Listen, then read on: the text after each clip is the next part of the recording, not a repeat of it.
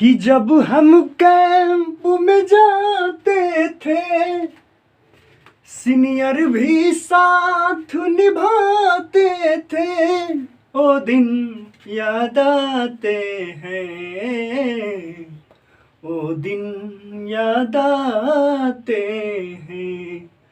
उस्ताद भी बैंड बनाते थे, ओ दिन याद आते हैं, ओ दिन याद आते हैं। जन कैडेट, मैं सोनू यादव आप सबके बीच एक बार फिर अपनी नई क्लास के साथ हाजिर हूँ। दोस्त, ये गत सांग मेरी वेदना थी। जब हम लोग कैंप में प्रतिभाग किया करते थे उस टाइम हमारे सीनियर्स हमारे साथ मिलजुल करके हर कार्य को कराते थे, और जो हमारे उस्ताद थे हर कार्य में अगर कुछ गलतियाँ हो जाती थी तो सजा के रूप में कुछ बैंड पुशअप वगैरह सब लगवाते थे। तो वही थोड़ा मुझे स्मृति चित्र पे उकृत हो गया, तो मैं आप सबके बीच अपनी बातें रखती।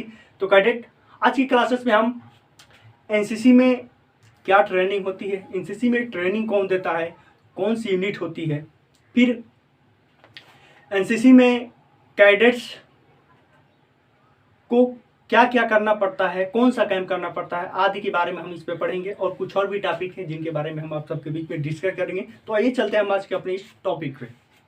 तो आज का हमारा टॉपिक है एनसीसी में प्रशिक्षण। क्या है? पहला है एनसीसी में प्रशिक्षण। मतलब इससे मेरा तात्पर्य क्या है? इससे मेरा तात्पर्य यह है कि एनसीसी में प्रशिक्षण कैसे होता है, कितने दिनों के लिए होता है। ठीक है, तो इसमें प्रशिक्षण मुख्य 3 स्तरों पे होता है। कितने स्तरों पर? 3 स्तर पर। पहला A SD, B JD, C GD. SD यानी सीनियर डिवीजन, जेडी यानी जूनियर डिवीजन, और जीडी यानी क्या होगा आपका? Girls division. ठीक है, तो इसमें क्या होता है, इसमें 15 से 26 वर्ष के कैडेट। कितने वर्ष के कैडेट? 15 से 26 वर्ष के कैडेट। और कितने दिन के लिए? 3 साल के लिए। 3 साल के लिए कॉलेज या यूनिवर्सिटी। ठीक है, यूनिवर्सिटी, ओके, यूनिवर्सिटी। ठीक है, तो इसमें क्या करते हैं? ट्रेनिंग लेते हैं। ओके, अब रहता है आपका जेडी। इसमें क्या होता है? 13 से 16 वर्ष के कैडेट। 13 से 16 वर्ष के कैडेट 2 साल के लिए स्कूल में। ठीक है, इसमें क्या ये प्राप्त करते हैं? A certificate. ये 9th से 10th में पढ़ते हैं। ठीक है, जेडी में 13 से 16 वर्ष के कैडेट होते हैं, 2 साल के लिए किसी स्कूल में ट्रेनिंग लेते हैं। मतलब वहां पे संस्थागत, वहां पे ये लोग क्या करते हैं? अध्ययन करते हैं, वहीं से एनसीसी में चुने जाते हैं। आइए, उस टाइम 9वीं या 10वीं क्लास में होते हैं। मतलब शुरुआत में 9 में जाते हैं, 9 में ये ज्वाइन करते हैं एनसीसी को, और 10वीं में क्या करते हैं? पास आउट करते हैं। उस समय इनको क्या मिलता है? ए सर्टिफिकेट मिलता है। ठीक है, अब आता है आपका गर्ल्स डिवीजन। इसमें 15 से 26 वर्ष की कैडेट, 15 से 26 वर्ष की SWA कैडेट। ठीक है, SWA कैडेट किसी कॉलेज या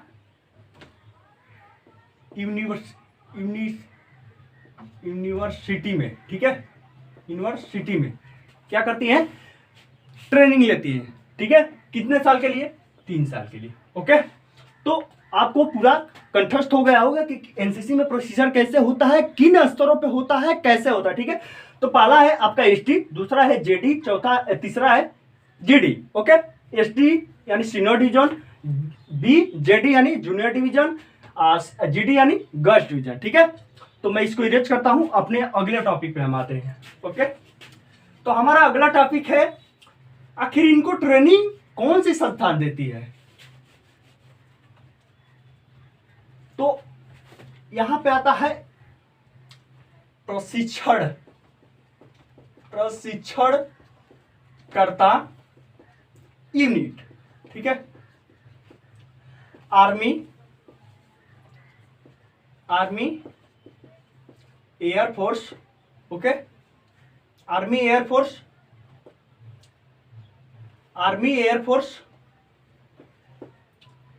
नेवी। ठीक है, ये तीनों स्कंध में क्या होता है? ये तीनों स्कंध में सेम ही जो ये यूनिट काम करेगी, ये तीनों स्कंद में यही यूनिट काम करती है, मतलब क्या ट्रेनिंग देती है। तो उस यूनिट का हम यहाँ पर नाम देखेंगे, ठीक है। तो उस यूनिट का नाम है पहला आर्मर्ड कोर, आर्मर्ड,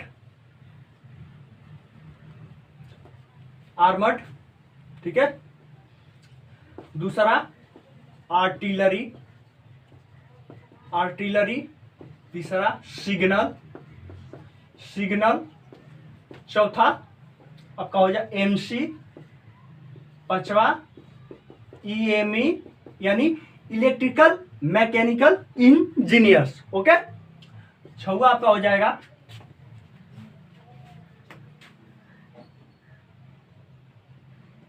ये हो जाएगा आपका आरवीसी, ठीक है।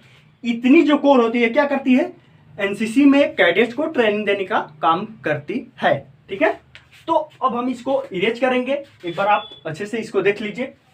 और हम इसको इरेज करने के बाद फिर अपने अगले टॉपिक पे जाते हैं, क्योंकि कुछ कैडेट्स का कमेंट आया था कि सर ये वीडियो बहुत लंबी हो जा रही है, जिसकी वजह से हम लोग हताश हो जा रहे हैं कि इतनी लंबी वीडियो को हम कैसे पढ़ पाएंगे। तो मैं भरपूर कोशिश करूंगा कि इस वीडियो को मैं कम से कम में इसको बनाने का प्रयास करूं, ओके। तो आइए हम चलते हैं अपने अगले टॉपिक पे, एनसीसी में कैंप। एनसीसी में कैंप ये इंग्लिश शब्द है और हिंदी शब्द क्या है, शिविर। क्या है, शिविर, ओके। बहुत सारे कैडेट थे जिनको क्या शिविर से मतलब शिविर शब्द से अपरिचित है। तो हम लोग साथी में जब एनसीसी में हम लोग कर रहे थे तो उस टाइम बहुत सारे हमारे साथी थी, शिविर क्या होता है यार, तो शिविर का मतलब होता है कैंप का हिंदी शब्द क्या है, शिविर है, ओके। तो आते हैं हम इस पे। तो एनसीसी में मुख्य रूप से अनेकों प्रकार के कैंप कराए जाते हैं, ठीक है। उनका नाम हम आपके सामने रख रहे हैं। तो एनसीसी में कैंप, तो एनसीसी में कैंप अनेक प्रकार के होते हैं। उनका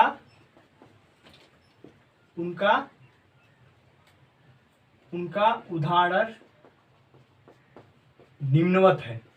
अच्छा, आप पूछेंगे निम्नवत का मतलब क्या होता है। निम्नवत का मतलब होता है निम्न माने नीचे, वत माने क्या, लिखा गया है, ठीक है।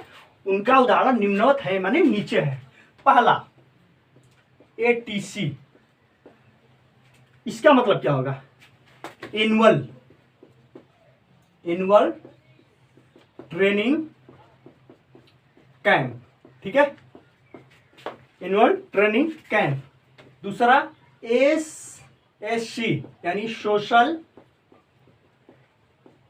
सर्विस कैंप, ठीक है। तीसरा आपका आ जाएगा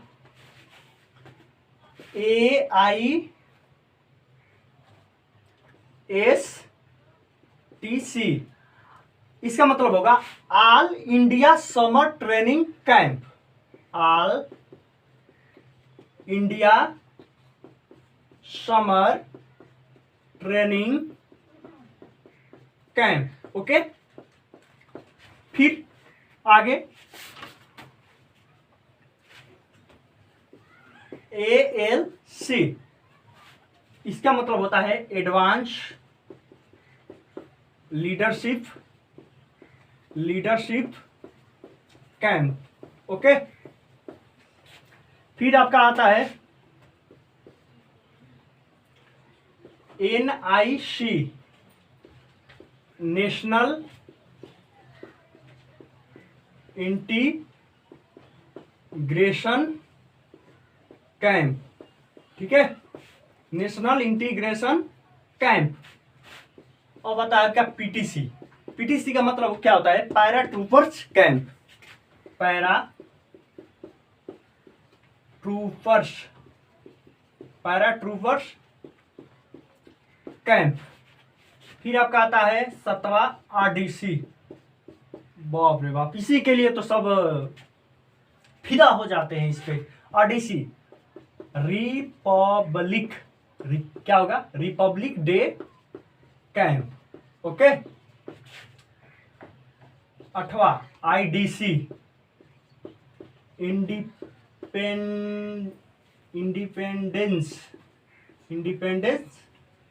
कैंप, ठीक है, इंडिपेंडेंस कैंप। 9वां TSC, T से थल, S से सैनिक, थल सैनिक कैंप, ठीक है। थोड़े हमारी लेखनी बेतरतीब है तो आप लोग, इसलिए मैं ऊंची आवाज में बोल करके पढ़ाता हूँ, जिससे कि जो भी कैडेट्स है अगर उनको हमारी लिखनी से समझ में नहीं आ रहा है तो हमारी आवाज से उनको पूरा का पूरा समझ में आ जाए, ठीक है। अब आते हैं हम आपके 10वें पे। ये क्या है? EBSB, ये बहुत प्रचलन में है। एक भारत श्रेष्ठ भारत, ठीक है। अब आता है आपका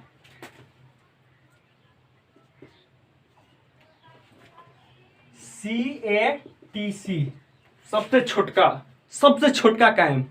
ये क्या है? CATC, combined annual training camp. ये होता है आपका लोकल कैंप। क्या होता है? Local camp. आपने देखा होगा जब भी आपको मतलब अपने स्कूल से या कॉलेज से कहीं आप ही के जिले में किसी अन्यत्र जगह पे किसी अन्य कॉलेज में जब कैंप लगाया जाता है तो उसको क्या बोलते हैं? CATC कैंप लगता है वहाँ पे। और जब आपको वहाँ पे कैंप सर्टिफिकेट मिलता है 7 या 8 दिन के बाद, तो उसमें लिखा होता है CATC ऐसे 285C वगैरह, जो भी मतलब होता है उसका जो नंबर होता है वैसे लिखा 246, इस तरह से करके क्या होता है आपको ये सर्टिफिकेट पे लिखा होता है कि यानी आपने इस कैंप में प्रतिभाग किया और इतने दिन के बाद आपने प्रशिक्षण के उपरांत ये सर्टिफिकेट प्राप्त किया, ठीक है। अब हम इसको क्या करेंगे? इरेज करेंगे। थोड़ा सा एक है जिसको कि मैं नीचे नहीं हो पाएगा, मैं इसको फिर ऊपर लिख रहा हूं, ठीक है। अब बस जुड़ के अच्छे से पढ़ते रहिए और जहां पे आपको समझ में नहीं आ रहा है ऊपर मेरा नंबर है 6393021583। यहाँ पे आप हमसे संपर्क कर सकते हैं बेझिझक, निसंकोच। आपका हर सवाल का रंबार जवाब मिलेगा, ओके। तो एक है हमारा CHMIDAM, ये शॉर्टकट नेम है। हिमालय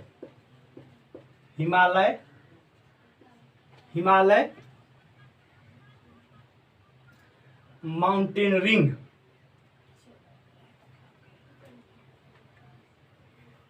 हिमालय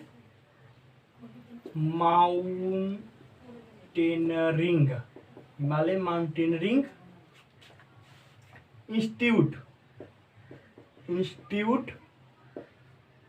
इंस्टीट्यूट दार्जिलिंग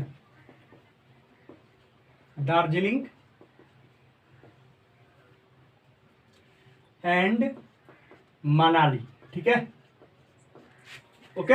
यहां तक आपको समझ में आ गया होगा ये क्या होता है। कैंप होता है Himalaya Mountaineering Institute Darjeeling and Manali, okay. तो इस तरह से आपका ये क्या 12 नंबर का कैंप था, ठीक है। ये आपका कैंप होता है और मुख्यतः 12 है। इसी कैंप पे आपको प्रशिक्षण दिया जाता है। प्रशिक्षण के उपरांत आपका पेपर वगैरह जो भी होता है कराया जाता है। हम पेपर के बारे में पढ़ेंगे कि पेपर कैसे होता है, कितने अंक का होता है और इसमें कितने अंक पे कितना ग्रेड मिलता है, ये सब हम आज डिस्कस करेंगे। तो आइए इसको हम इरेज करते हैं, ठीक है।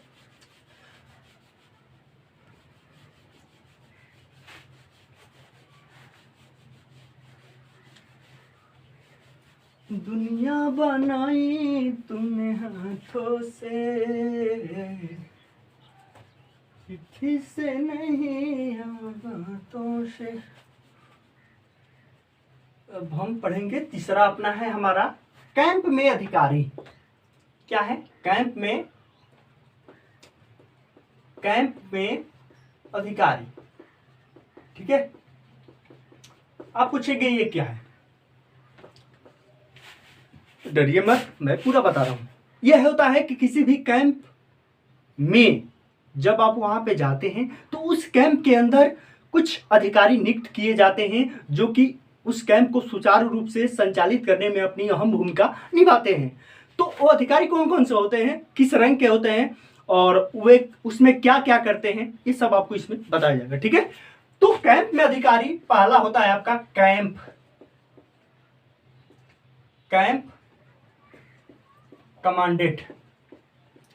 कमांडेंट। ठीक है, कैंप कमांडेंट। ओके, ये क्या करते हैं, कैंप को सुचारू रूप से चलाने में अपना अहम योगदान देते हैं। क्या करते हैं, सुचारू रूप से चलाने में भूमिका। ठीक है, कैंप को क्या करते हैं, ये जो कैंप कमांडेंट होते हैं कैंप को सुचारू रूप से चलाने में अपनी भूमिका निभाते हैं। ठीक है, अब आपका आता है दूसरा बी, डिप्टी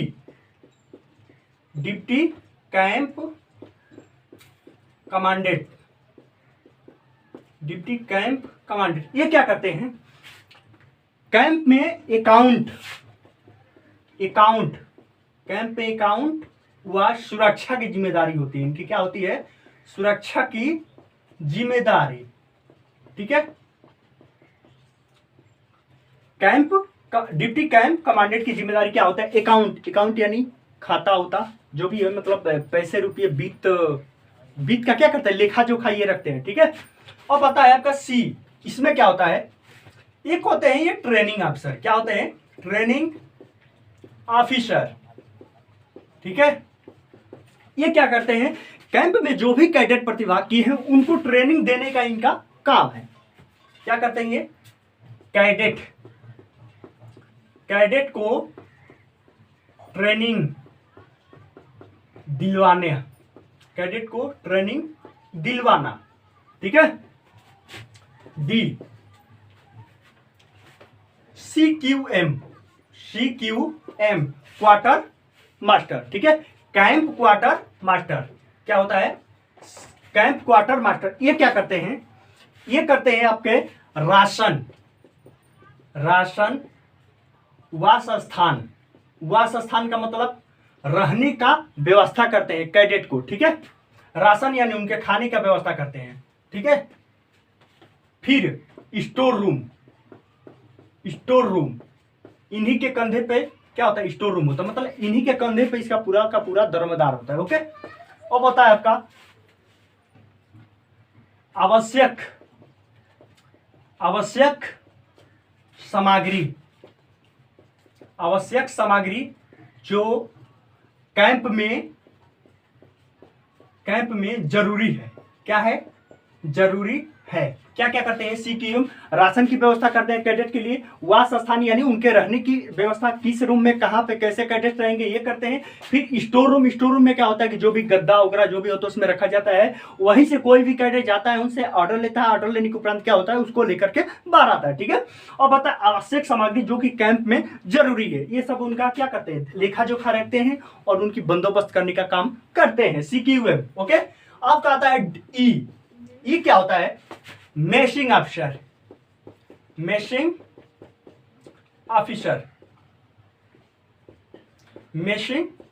ये क्या करते हैं, कैंप में हर गतिविधि पे ये क्या करते हैं, एक तरह से देखते रहते हैं कि स्टोर रूम से कैसे सामान निकलवाना है और निकाल के इसकी जरूरत कहाँ पे है, ये सब क्या करते हैं, उनको कैडेट को दिलवाते हैं। स्टोर रूम से सामान निकलवाना। ओके, फिर समय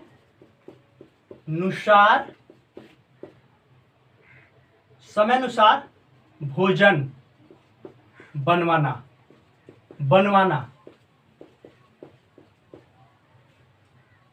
समय अनुसार भोजन बनाना, इसका मतलब क्या होता है कि किस दिन कैसा भोजन बनेगा, किस प्रकार का बनेगा, ये सब कौन करते हैं, मेसिंग अफसर इसका निर्णय लेते हैं। ठीक है, अब आता है आपका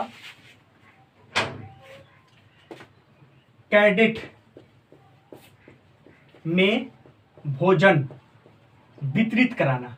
क्या कराना? वितरित कराना। ये भी किसकी जिम्मेदारी होती है? मैसिंग अफसर की होती है। ठीक है, इतना काम होता है एक मैसिंग अफसर का। अब आते हैं हम एफ, यानी 1 2 3 4 5 6, यानी 6वां अधिकारी कौन सा होता है? ओके, ये होते हैं आपके ड्यूटी अफसर। क्या होते हैं? Duty officer. ठीक है, ये ड्यूटी अफसर क्या करते हैं? सभी गतिविधि पे नजर रखते हैं, नजर रखते हैं। अब और क्या करते हैं? ये गार्ड तैयार कराते हैं। क्या करते हैं? गार्ड तैयार कराते हैं व चढ़ाते हैं। ठीक है, गार्ड का मतलब क्या होगा? गार्ड का मतलब ये हो जाए कि जो भी उसमें गार्ड तैयार होते हैं, गार्ड मतलब किसकी ड्यूटी कैसे कहाँ पे लगेगी, हाँ वगैरह जो भी ये चीज है इसको अच्छे तरह से देखते हैं। और कैंप में जो कि गार्ड ऑफ ऑनर होता है, जो भी हमारे ब्रिगेडियर सर आते हैं उनके लिए क्या गार्ड ऑफ तैयार, ये इसकी भी जिम्मेदारी क्या होती है? इन्हीं की होती है। किसी कैडेट के कमान दे करके उसकी तैयारी कराते हैं। ठीक है, अब आता है आपका जी। इसमें क्या होता है? इसमें यह होता है कि कैसे कुछ क्या होगा, किस गतिविधि में कैसा क्या होगा, ये सब के बारे में क्या करते हैं? ये तैयार रखते हैं। ठीक है, तो ये जी है। कुछ अन्य है। क्या है? अन्य सहायक, अन्य कैंप सहायक सदस्य। ये क्या है? पहला जेसीओ क्वार्टर मास्टर। ठीक है, जेसीओ क्वार्टर मास्टर पहला। दूसरा जेसीओ एडजुटेंट, फिर कैंप सीनियर।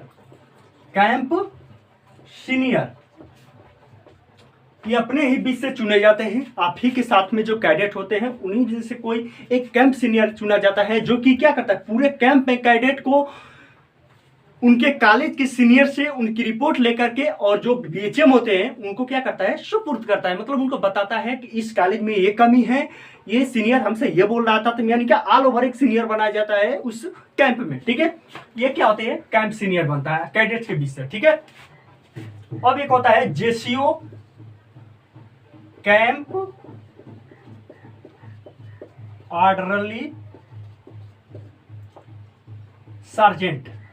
ठीक है, तो इतने आपके कैंप में चलाने में इनकी महत्वपूर्ण भूमिका होती है। और भी कुछ है जिनका मैं नाम ऊपर लिख रहा हूं, तब तक आप इसको एक अच्छे तरीके से देख लीजिए, और इसका स्क्रीनशॉट लेना होगा तो वह ले सकते हैं। अब मैं इसको इरेज करता हूं।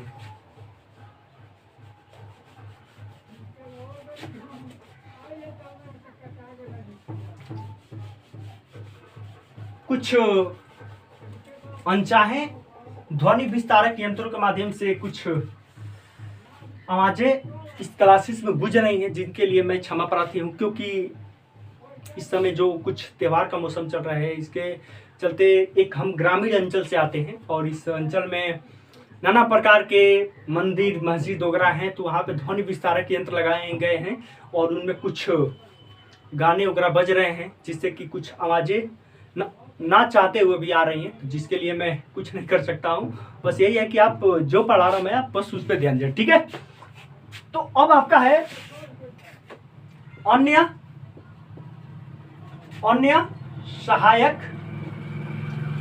सहायक सदस्य। ठीक है, ये क्या होते हैं? कैंप में होते हैं। ठीक है, यानी कैंप में ही होते हैं। क्या होते हैं? तो आपका ये क्या होते हैं? कैंप कमांडेट स्वागत समिति। ठीक है, कैंप कमांडेट स्वागत समिति। बी अग्रिम खरीद समिति। मतलब कैंप में आगे क्या घटेगा क्या होगा जो भी होगा उसके बारे में क्या करते हैं, खरीद फरोख्त करते हैं, मतलब क्रय विक्रय करते हैं। ठीक है, विक्रय नहीं क्रय करते हैं, मतलब कैंप पे क्या घट रहा है क्या नहीं उसके बारे में क्या करते हैं, इस समिति के पास जाती है। समिति वहां से इसको आगे की तरफ जा करके और बाजार वगैरह से कैंप में इसका बंदोबस्त करती है। ठीक है, अब फिर है आपका सी, खेलकूद समिति। खेलकूद समिति, ठीक है, खेलकूद समिति ये क्या करती है, कैंप में क्रीड़ा होता है, क्रीड़ा मतलब ये था खेल, यानी एक क्रीड़ांगन एक समिति बनाई जाती है जो कि कैंप में कौन सा खेल होगा कैसे होगा ये सब के बारे में क्या करते हैं, निर्णय लेती है। ठीक है, अब आपका आता है डी, प्रशिक्षण समिति। प्रशिक्षण समिति। फिर ई, सांस्कृतिक समिति, रंगारंग कार्यक्रम। रंगारंग कार्यक्रम, सांस्कृतिक समिति ये क्या करती है, कैडेट्स के बीच से शायद हमारे एनो सर ही लोग इसके बारे में नियुक्त किए जाते हैं सांस्कृतिक समिति में, और कैडेट को प्रतिभाग कराने के लिए उनका पूरा एकत्रित करके उनमें से नाम लेते हैं कि आप कौन कौन सा किस भाग में प्रतिभाग करेंगे, कौन से सॉन्ग लेंगे, नृत्य करेंगे, नाटक करेंगे, क्या करेंगे, उनका सब क्या चयन करके और अपने कमान अधिकारी को रिपोर्ट करते हैं। ठीक है, जो उनसे मतलब क्या ऊपर होते हैं। ओके, तो ये क्या करते हैं, एक तरह से देखे तो ये सांस्कृतिक समिति गाने वगैरह रंगारंग कार्यक्रम की पूरी जिम्मेदारी अपने कंधों पर लेकर के चलती है। तो अब आपका आता है एफ, ये क्या है, भोजन समिति। भोजन समिति। फिर एफ जी, प्रतियोगिता समिति। प्रतियोगिता समिति ये क्या होती है, ये समिति होती है कि मान ली खेलकूद फिर आपका रंगारंग कार्यक्रम हो गया, उसमें कौन सा कैडेट कैसे प्रतिभाग किया है, उसका परफॉर्मेंस किया है, उसको देखते हुए उनको अच्छे अंकों से मतलब क्या कहते हैं, उनको आगे की ओर बढ़ाती है और ये उनका चयन करती है कि कौन सा कैडेट को कौन सा पुरस्कार मिलना चाहिए, इसका कौन सा स्थान है, प्रथम है, द्वितीय है, तृतीय है, कि इसको संतावना के रूप में क्या मिलना चाहिए, सब क्या करती है, उनका लेखा जोखा चयन करती है। ओके, तो इतना रहा एक कैंप को चलाने में इनकी महती भूमिका होती है। महती का मतलब होता है बहुत। ठीक है, इनकी क्या होती है, महती भूमिका होती है और इन्हीं के बदौलत ये कैंप एक अच्छा से सुचारू रूप से संचालित होता है। ओके, अब हम इसको इरेज करते हैं, फिर हम अपने अगले टॉपिक पे आते हैं।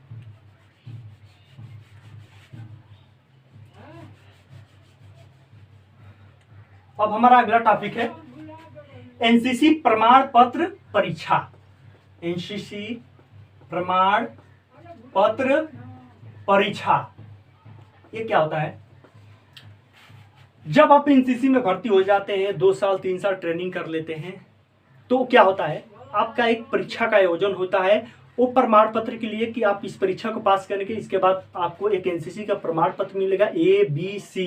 ठीक है, ए मिलता है आपका जेडी में 9 से 10 में जब आप एनसीसी लेते हैं, एसडी में आपको बी मिलता है कब, जब 11-12 में एनसीसी लेते हैं तब, और जो सी सर्टिफिकेट होता है वो आपको आगे जब किसी आप कॉलेज में प्रवेश करते हैं वहाँ पे आपको सी मिलता है, वहाँ पे आप जब जाएंगे तो आपको डायरेक्ट सी मिलेगा, यानी प्रथम वर्ष में ही मिल जाएगा। ठीक है, जब आप पहले से बी किए होंगे तो ये सब कैसे होता है, इनकी क्या पात्रता होगी कि आप वो एग्जाम को देंगे, आपके अंदर क्या होना चाहिए वगैरह जो भी है मैं आपको दर्शा रहा था। पहला है ए सर्टिफिकेट, पहला ए सर्टिफिकेट के बारे में, इसके लिए क्या क्या पात्रता होनी चाहिए, तो ये सबसे पहले ये जेडी का होना चाहिए, क्या है, जूनियर डिवीजन का होना चाहिए, 2 वर्ष की ट्रेनिंग लिया हो। कितने वर्ष की, 2 वर्ष की ट्रेनिंग लिया हो, ट्रेनिंग लिया हो। ठीक है, थोड़ा सा हम इसको ऐसे लिखते हैं नीचे की तरफ।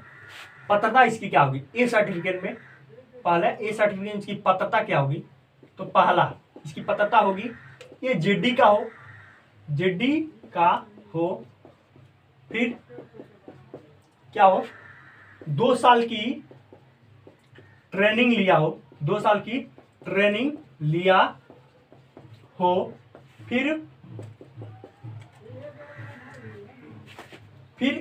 75% इसकी उपस्थिति हो।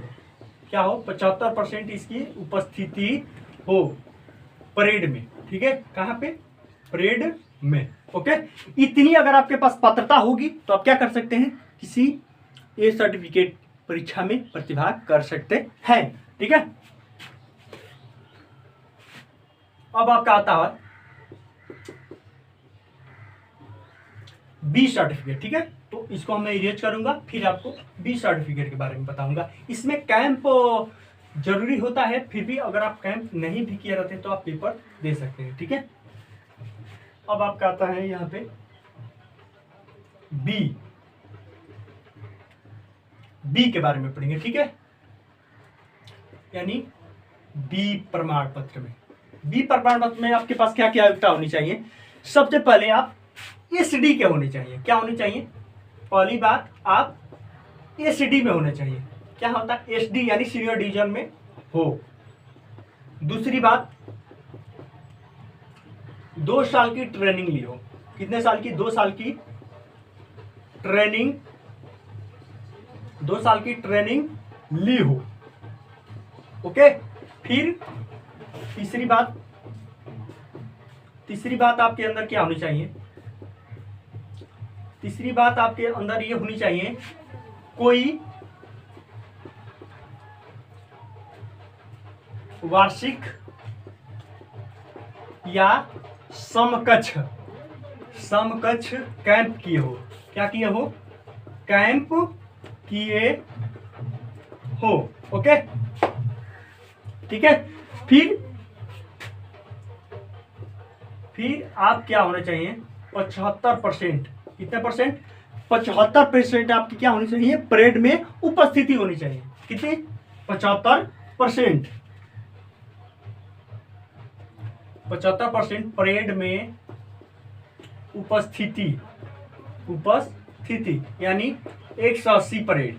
ठीक है, 180 परेड में इसकी क्या होनी चाहिए? उपस्थिति होनी चाहिए। ओके, ये होती है एक बी प्रमाण पत्र धारक के लिए पात्रता। क्यों? अगर उसके पास इतनी पात्रता का वो अगर अपने पास रखता है तो वो बी प्रमाण पत्र के योग्य है, वो पेपर दे सकता है। ठीक है, अब आता है आपका सी के बारे में हम थोड़ा सा यहाँ पे अच्छे तरीके से करेंगे, क्योंकि सी मतलब एनसीसी का श्रृंगार।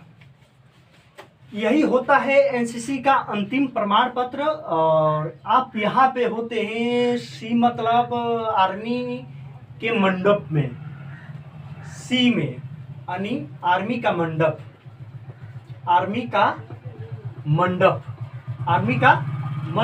ठीक है, आर्मी का मंडप।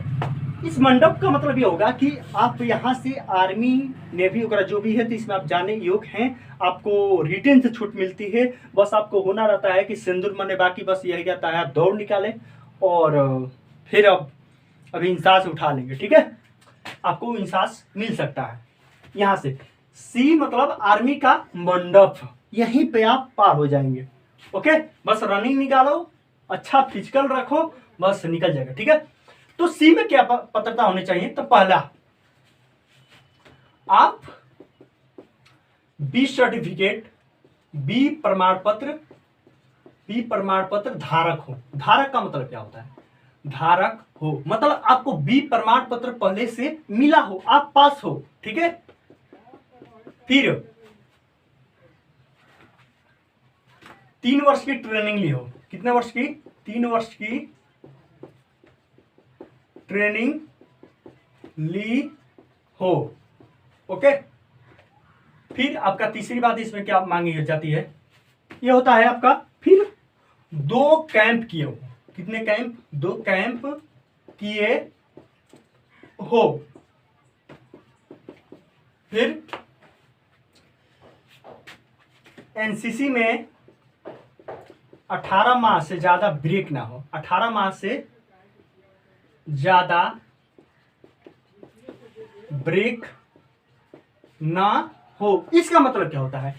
इसका मतलब ये होता है कि जब आप बी सर्टिफिकेट पास कर दिए, उसके बाद से मान लिया आप किसी कारणवश सी में अपना एडमिशन नहीं ले पाए या बी में आप फेल हो गए, तो इसके चलते आपको क्या बैक लग गया, तो उस बैग के चलते बी और सी के बीच में 18 माह से ज़्यादा ब्रेक नहीं होना चाहिए। मतलब 18 माह से ज़्यादा दिन आपको एनसीसी को छोड़े हुए नहीं होना चाहिए। तो अब आप क्या कर सकते हैं, फिर से सी का एग्जाम देंगे, बी का पास करके सी का एग्जाम देंगे, नहीं तो आप उसके पात्र नहीं है। ओके, ये होती है एक सी सर्टिफिकेट के लिए पात्रता।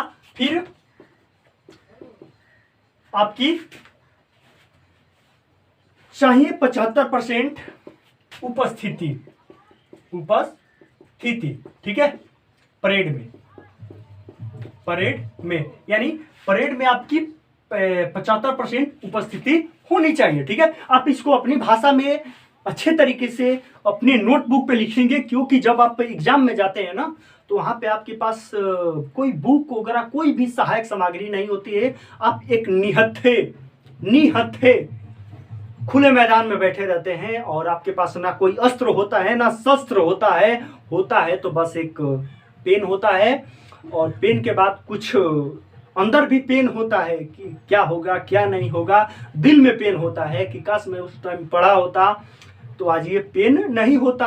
अगर ये पेन नहीं होता तो हमारी ये जो पेन है, पेन की रफ्तार रुकती ही नहीं और हम अच्छे तरीके से लिख लेते। तो मतलब ये हुआ कि आप आने वाले दिनों के लिए भविष्य में आपके सामने ऐसी कोई विकट समस्या ना खड़ा हो एग्जाम में, उससे पहले आप उसकी अच्छे से तैयारी कर लीजिए। ठीक है, तो इतना होता है सी प्रमाण पत्र के लिए पात्रता। आप इतना अगर पात्रता अपने पास रखते हैं तो आप सी प्रमाण पत्र परीक्षा के पात्र हैं। ठीक है, इस तरह से हो गया। और इसमें क्या 270 परेड होता है। मतलब कुल मिला के 20 ए बी सी, मतलब जो 3 वर्ष का होता है ना, अब जब ग्रेजुएशन में लेते हैं एनसीसी तो ए करते हैं, बी करते हैं, सी करते हैं। ए का पेपर नहीं होता है, डायरेक्ट आपको बी में पेपर कराया जाता है। तो वही सब मिला के 270 परेड होता है। अगर आप इतने तक किया है तो आप सी प्रमाण पत्र पेपर के पात्र हैं। ओके, तो इतना हो गया। अब हम डिस्कस करेंगे एनसीसी प्रमाण पत्र परीक्षा में ग्रेड। एनसीसी प्रमाण पत्र परीक्षा में ग्रेड, ठीक है, क्या करेंगे, एनसीसी प्रमाण पत्र परीक्षा में ग्रेड मिलते हैं। ठीक है, आपको अंक ना देकर के क्या मिलता है, ग्रेड मिलता है। तो इसमें ग्रेड क्या क्या होता है, ए होता है, बी होता है, सी होता है। ठीक है, तो ए ग्रेड कैसे मिलता है, आपका 80% से अधिक अंक होना चाहिए। कितना अंक होना चाहिए, 80% से अधिक अंक होना चाहिए। ठीक है, कितने नंबर में, 500 नंबर में। ठीक है, 500 अंक में। तब आपका क्या आएगा, ए ग्रेड। इसी को क्या बोलते हैं, अल्फा। जिसका आता है ना वो मचा देता है अल्फा। ये क्या होता है, अल्फा। ये क्या होता है, ब्रेवो। ये ब्रेवो कैसे आता है, ये ब्रेवो आता है आपका 65% से अधिक, 65% से अधिक और 80% से कम। ठीक है, 500 अंक में। कितने अंक में, 500 अंक में। ओके, फिर आपका सी जो ग्रेड होता है 50%। ठीक है, 50% से अधिक, 50% से अधिक या 65% से कम। ठीक है, तो आपका क्या आएगा, सी ग्रेड आएगा, यानी चार्ली आएगा। सी ग्रेड आने का मतलब ये होगा कि आप फेल हो जाओ तो सबसे अच्छा है, क्योंकि आप एक कलंक लेकर के जीता। ये होता कि आपका मतलब कैसे कैसे आपकी नैया पार हुई है ना, तो बीच में धार में लटके हुए थे। सी ग्रेड आने का मतलब क्या, फेल हो जाओ। आप अच्छे से पढ़ो, अच्छे से एग्जाम की तैयारी करियो, तब आपका मतलब देखो ये होता है ना कि लड़का है तभी भी ठीक है, लड़का नहीं है तभी भी ठीक है, लेकिन अगर लड़का है तो थोड़ा लायक हो, नहीं तो उससे अच्छा है कि बिन लड़के के हम अच्छा। क्योंकि अगर आपका लड़का नालायक है, कहीं समाज में कोई अभद्र बातें किसी से करेगा, अभद्र कार्य करेगा, उसके चलते आपको अनेकों लोगों के ताने सहने पड़ते हैं। ओकरा जो भी होता है, मतलब नाना प्रकार के आपके सामने बातें समाज के द्वारा सुनने के मिलती है। तो इससे यही होता है कि एनसीसी में सी ग्रेड आने का मतलब आप फेल हो जाओ, फेल हो गए हो तो अच्छा होता है यार। ग्रेड लाओ कि मतलब ये अच्छा तरह कुछ अच्छा हम करें, क्योंकि हमने एनसीसी को जब अच्छे से कर रहे हैं तो इसमें अच्छा हमारा अंक भी आए, उसके हिसाब से हम तैयारी भी करें। तो कैडेट्स, हमारी बात ये नहीं है कि आप फेल हो जाओ, हमारा ये श्राप नहीं है, हमारा ये है कि आप अच्छा करो, ठीक है।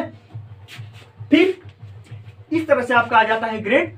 अब हम थोड़ा सा देखेंगे कि इसमें एनसीसी में पाठ्यक्रम और अंक का वितरण कैसे होता है।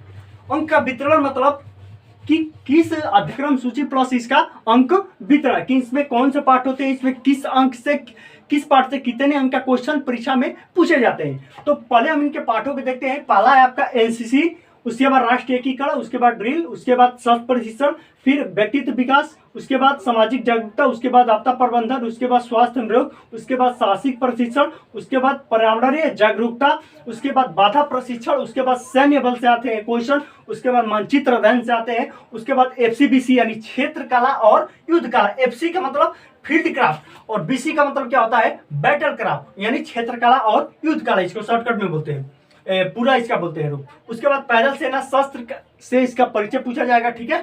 पैदल सेना, ठीक है,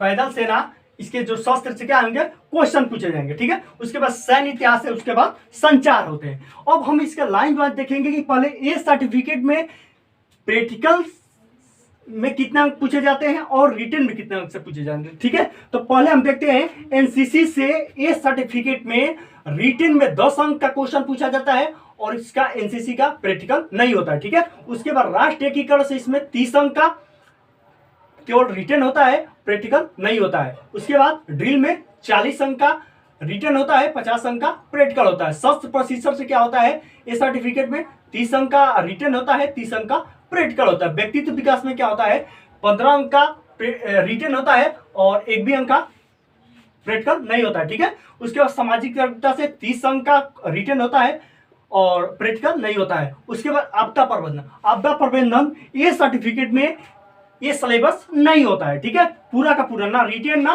प्रैक्टिकल, कुछ नहीं होता। उसके बाद स्वास्थ्य रोग से 10 अंक का क्वेश्चन पूछा जाता है, प्रैक्टिकल में कुछ नहीं। साहसिक प्रशिक्षण से 15 अंक का क्वेश्चन पूछा जाता है, प्रैक्टिकल में कुछ नहीं। पर्यावरण जागरूकता से 25 अंक का क्वेश्चन पूछा जाता है, प्रैक्टिकल में कुछ नहीं। बाधा प्रशिक्षण से 10 अंक का क्वेश्चन पूछा जाता है। और ये जो 1 से लेकर के 11 तक थे, 1 से लेकर के 11 तक ये कॉमन सब्जेक्ट थे। क्या थे, कॉमन सब्जेक्ट। अब यहां से चालू होता है आपका 12 से 17 तक, यानी 12 से 17 नंबर तक एसपीजी यानी स्पेशल सब्जेक्ट जो आर्मी का होता है, ठीक है। तो यहाँ पर आपका सैन्य बल से कितना अंक का क्वेश्चन पूछता है, 30 अंक का, ठीक है। इसमें प्रैक्टिकल नहीं होता है। मानचित्र अध्ययन से 35 अंक का ए सर्टिफिकेट में पूछता है, 35 अंक का प्रैक्टिकल। एफसीबीसी से 40 अंक का लिखित पूछता है और प्रैक्टिकल कितना पूछता है, 10 अंक का।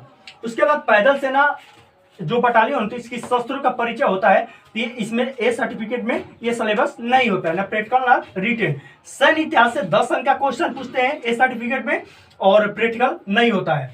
संचार से 10 अंक का रिटेन पूछते हैं, प्रैक्टिकल नहीं होता है। इस तरह से आपका हो जाएगा 375 अंक का रिटेन और 125 अंक का क्या होगा, प्रैक्टिकल। कुल मिलाकर के 580% लाओ अल्फा पाओ, ठीक है। अब हम आते हैं बी सर्टिफिकेट के अंक पे। तो बी सर्टिफिकेट में एनसीसी से 9 अंक का क्वेश्चन पूछता है, लिखित में प्रैक्टिकल नहीं होता है। राष्ट्रीय एकीकरण से 35 अंक का पूछता है, लिखित केवल, प्रैक्टिकल नहीं होता है। ड्रिल से पूछता है 40 अंक का और प्रैक्टिकल पूछता है 60 अंक का, ठीक है। शस्त्र प्रशिक्षण से पूछता है आपका 35 अंक का लिखित और प्रैक्टिकल 30 अंक का। व्यक्तित्व विकास से 35 अंक का लिखित पूछता है, प्रैक्टिकल नहीं होता है। सामाजिक जागरूकता से 35 अंक का पूछता है, प्रैक्टिकल नहीं होता है। उसके बाद आपका आ जाएगा 15 अंक का आपदा प्रबंधन से पूछता है, प्रैक्टिकल नहीं होता है। स्वास्थ्य एवं रोग से 35 अंक का पूछता है, प्रैक्टिकल नहीं है। साहसिक प्रशिक्षण से 8 अंक का पूछता है, प्रैक्टिकल नहीं होता है। पर्यावरण जागरूकता से पूछता है 8 अंक का, प्रैक्टिकल नहीं होता है। बाधा प्रशिक्षण से 5 अंक का पूछता है, बी सर्टिफिकेट में प्रैक्टिकल नहीं लेता है, ठीक है। उसके बाद हम आ जाते हैं इसके बी सर्टिफिकेट में के स्पेशल सब्जेक्ट में, ठीक है। सैन्य बल से 13 अंक का क्वेश्चन होता है, प्रैक्टिकल नहीं होता है। उसके बाद मानचित्र अध्ययन से 30 अंक का रिटेन भी होता है और 20 अंक का प्रैक्टिकल भी होता है, ठीक है। ये थोड़ा ज्यादा कंपास वगैरह के बारे में सब और दिशाएं वगैरह के बारे में सब पूछते हैं। उसके बाद आपका एफसीबीसी यानी क्षेत्र कला और युद्ध कला से 25 अंक का रिटेन होता है, 10 अंक का प्रैक्टिकल होता है। उसके बाद पैदल सेना शस्त्र का परिचय से 20 सर्टिफिकेट में 22 अंक का रिटर्न होता है, 0 अंक का कुछ नहीं, मतलब प्रैक्टिकल नहीं होता है। सैन्य इतिहास से 15 अंक का रिटर्न पूछते हैं और 0 अंक का प्रैक्टिकल में कुछ नहीं होता है। संचार से क्वेश्चन नहीं आते हैं और 15 अंक का क्या होता है प्रैक्टिकल। लेकिन आए दिनों आधुनिक एग्जाम में ये देखने को मिल रहा है कि इसमें संचार से लिखित में क्वेश्चन पूछा जा रहा है कहीं कहीं, और जो एक लिखित किताब में है उसके हिसाब से अगर देखें तो लिखित जो इसका प्रमाण है उसमें 0 अंक मतलब दिखा रहे हैं, मतलब उसमें प्रैक्टिकल रिटन नहीं होता है, केवल प्रैक्टिकल होता है। लेकिन आए दिन एग्जामों में इसका रिटन भी हो रहा है, ठीक है, मतलब उसमें क्वेश्चन वगैरह आ रहे हैं, तो आप उसको अच्छे तरीके से याद करिएगा।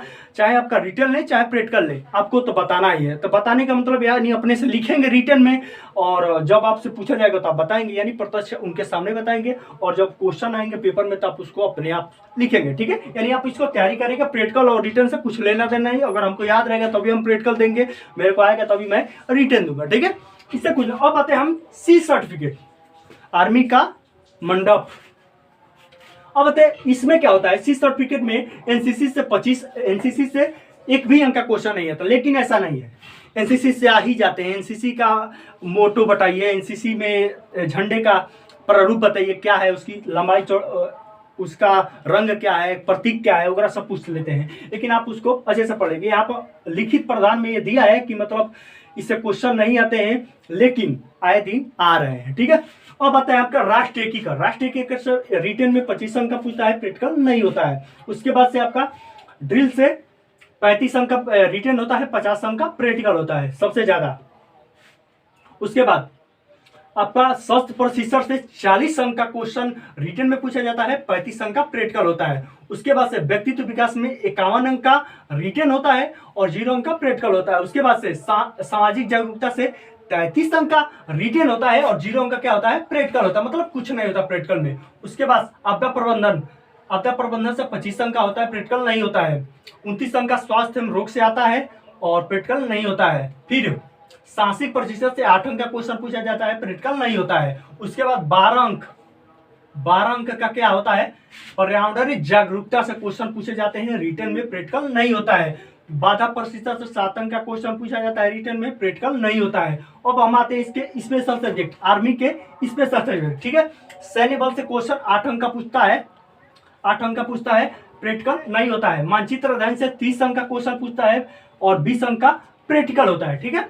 एफसीबीसी यानी क्षेत्रकला, एफसी का मतलब क्या होता है, फील्ड क्राफ्ट और बैटल क्राफ्ट, यानी क्षेत्रकला और युद्ध कला से कितने अंक का 30 अंक का क्वेश्चन पूछा जाता है, क्वेश्चन रिटन में आता है और 15 अंक का क्या होता है प्रैक्टिकल होता है। उसके बाद पैदल सेना शस्त्र का बटालियन का क्या होता है परिचय, मतलब उसके जो हथियार है वगैरह सब उनके परिचय के बारे में पूछते हैं। तो यहाँ का कितना क्वेश्चन, 21 अंक का क्वेश्चन आता है पेपर में और प्रैक्टिकल नहीं होता है। उसके बाद सैन्य इतिहास से 16 अंक का क्वेश्चन आता है और प्रैक्टिकल नहीं होता है। उसके बाद संचार से प्रैक्टिकल में 10 अंक और रिटन में नहीं आता है। लेकिन ये अपवाद हो गया आज का, आए दिन आ रहे हैं, तो ऐसा करिएगा जैसे यहाँ पे हो रहा है। यहाँ पे आप देख रहे हैं कि यहाँ पे एनसीसी सी सर्टिफिकेट में यहाँ पे क्वेश्चन रिटन और प्रैक्टिकल दोनों में एनसीसी से मतलब सिलेबस से कुछ नहीं दिया है लिखित किताब में कि नहीं आता है, लेकिन आए दिन आ रहे हैं, तो क्या करेंगे, अपवाद हो रहा है। तो आप उसकी अच्छे तरीके से तैयारी करें, क्योंकि अपने दुश्मन को कभी कमजोर नहीं समझना चाहिए। आप पे कब कैसे अटैक कर देगा, तो इतना रहा। और फिर यहाँ पे आपका हो जाएगा संचार से क्वेश्चन 0 अंक रिटन में और 10 अंक का प्रैक्टिकल, लेकिन प्रैक्टिकल कहीं कहीं होता है, कहीं कहीं किसी बटालियन पे नहीं होता है, ठीक है। तो इस तरह से आप क्या हो गया, ये 370 अंक रिटन में और 130 अंक प्रैक्टिकल, ठीक है। यानी 370 अंक सी सर्टिफिकेट में रिटन होता है और 130 अंक का प्रैक्टिकल होता है। कुल मिला के 500, 80% लाओ अल्फा पाओ। फिर 20 सर्टिफिकेट में 365 अंक का रिटन होता है, 135 अंक का प्रैक्टिकल होता है। यानी 500 में 80% लाओ अल्फा पाओ, 65% लाओ बी पाओ, 50% लाओ सी पाओ, यानी फेल हो जाओ, सबसे बढ़िया। उसके बाद 375 अंक का ये सर्टिफिकेट में रिटन होता है, 125 अंक का प्रैक्टिकल, टोटल 500, 80% लाओ अल्फा पाओ। कैडेट्स, आज का मेरा यही इतना अध्ययन रहा आपको पढ़ाने का।